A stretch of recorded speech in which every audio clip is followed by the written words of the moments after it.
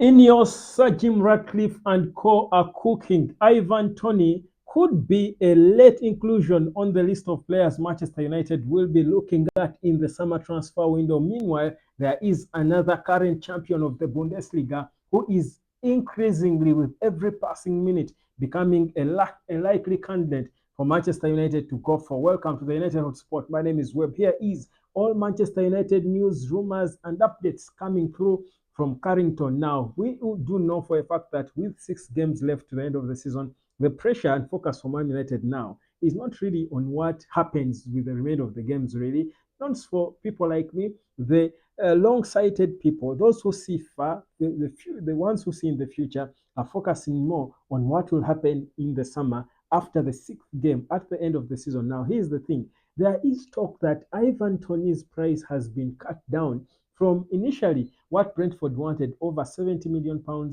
It is said that right now Toney is priced at about 30 to 40 million pounds. That any club that can pay 30 to 40 can price him out. Now, of course, Arsenal, being the front guys who have been interested in him for the longest time, obviously must be feeling like, okay, we should go for him. After all, we are sleeping in the title chase, and it's mostly perhaps because we are lacking a natural striker who can guarantee us goals. And Tony, they have felt for a long time, would be that striker who would give them all the goals they want. Now, United, to remember, are in the market, should be in the market for a backup striker for Rasmus Højlund. And the profile of the striker that United needs is one that perhaps can easily relate to Ivan Toney, because we are talking of someone who is not so expensive. Honestly, 30 million quid for a striker in this market is not so expensive, is it?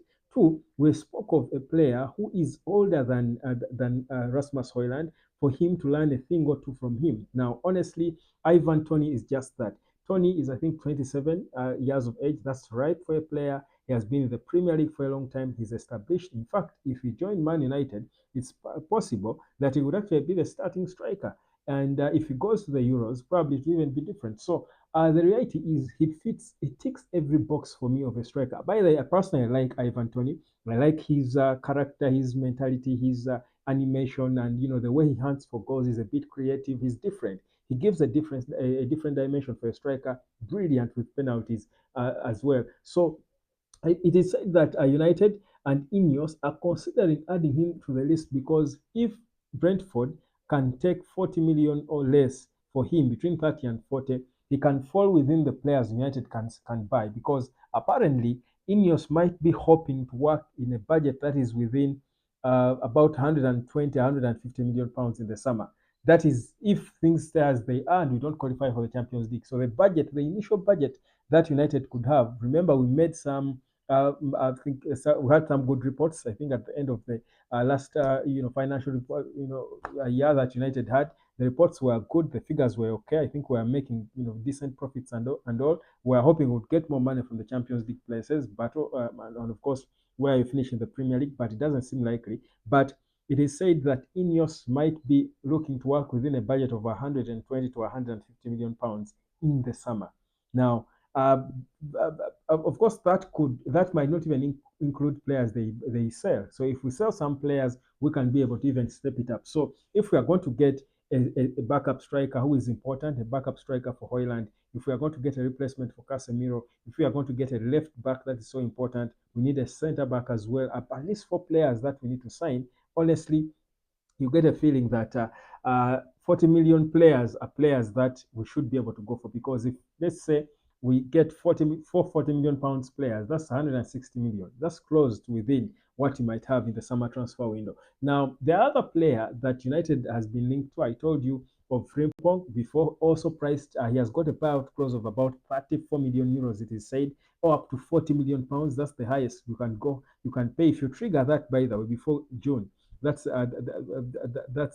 if you trigger the talks, the conversations before June. So apparently that's a clause somewhere in the contract. So it's again shows you that we are still looking at players who are within our reach now, and these are the world-class players of today. So in this day and market, this day and age, if you're having good players like that going for such figures, honestly, United must be celebrating from within. We should be celebrating from within. Now, there is still, of course, talk of Onana as a replacement for Casemiro. Many are still, looking at Onana as Amadou Onana, the Belgian in Everton lad, as that player to come and partner with Kobe Maino replacing Kase. But I think they have not got there yet because that position is so critical, and the players who can execute it usually are expensive. So I think they will take a bit of time to see how much money exactly they have to go out in the market and get the right player for the role. So don't rush to be excited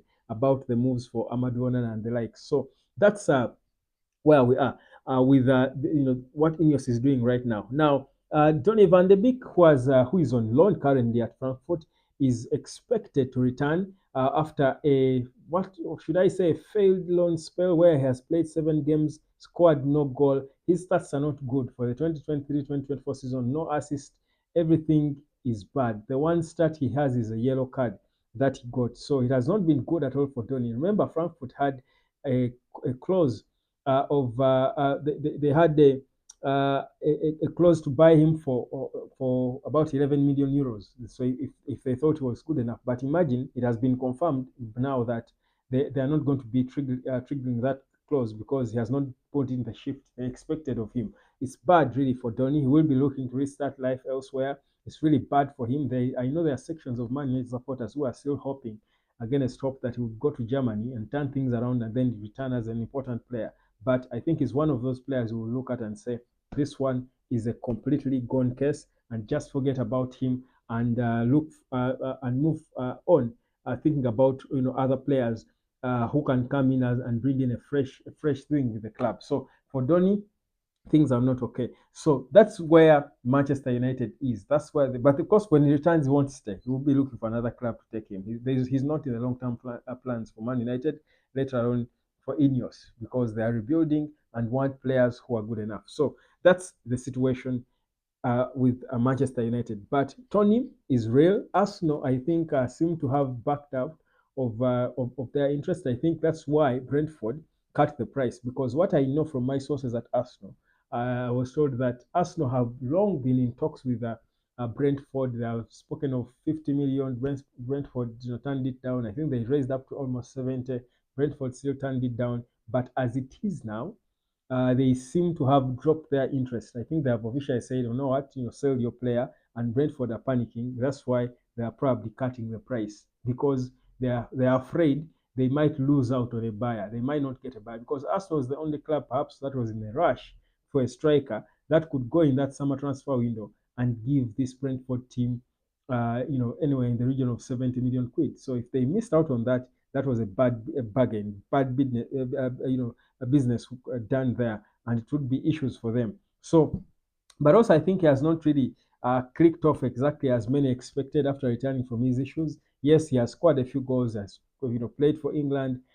He's in full debut, but I think there are still people who look at him and feel he can do more. Yeah, he has not been as rosy as you would expect of a player who is rated more than 70 million. So that's why Brentford are swallowing humble pie and are saying, you know what, we might as well just take what we get. So tough situation there for Brentford and for Ivan Toney, but that's where we are. That's where things have got. But you see, in this day and age, if a striker like Toney can go for 30, 40 million, it shows you that perhaps players are not so good because the markets are crazy. The markets are crazy. A player like Toney should be going for 100 million, 100 million quid. But you cannot raise to that, even in this day and age. Probably it shows you how there is a general lack of quality in football, general lack of quality. And that's why we need to cling on players like Hoyland and help them to realize their full potential. And of course, look around for able backups to come and play number two with them taking the lead. So brilliant, stuff going on within Ineos and Man United. Let's wait and see. Very soon we will be getting names, and I think soon I'll be dropping a couple of names of strikers that United are seriously considering, going for in this summer transfer window to back up Hoyland. Ivan Toney is emerging as a candidate because of the drop in price. He's emerging as a candidate. We'll keep monitoring that story, and of course, we'll be talking about it more. I remind you, uplift someone today, uplift causes. Guys, we do have this mental health organization. Interesting stats show that 45% of Ugandans, and I think it could be the same stat in all Africa, have are on drugs and substances. They abuse drugs and substances. So that's why we founded this Uplift Causes, and you can follow that YouTube as well and see what we've done in schools and communities where we go and talk to kids about mental health and drug and substance abuse. It's a good thing. So if you're out there and you'd love to partner or you know someone interested in mental health, you can let them know to go to our website www.upliftcauses.org rather, and you should be able to see what to do to join us and support an outreach so that we go to schools. There are so many schools lined up, but man, I'm not a filthy rich loaded guy that I have all the money to just keep spending and getting facilitators and transport and all, and printing t-shirts. I mean, I need people to support me because mental health is real. Kids are getting depressed in school. There is need for awareness. We need to support these kids. So guys, if you're out there, a well-wisher, you can jump on and let's support the young people because they are the future of the world. My name is Webb. Subscribe to the United Sport and of course to Uplift Causes, and also visit the website upliftcauses.org. Bye bye.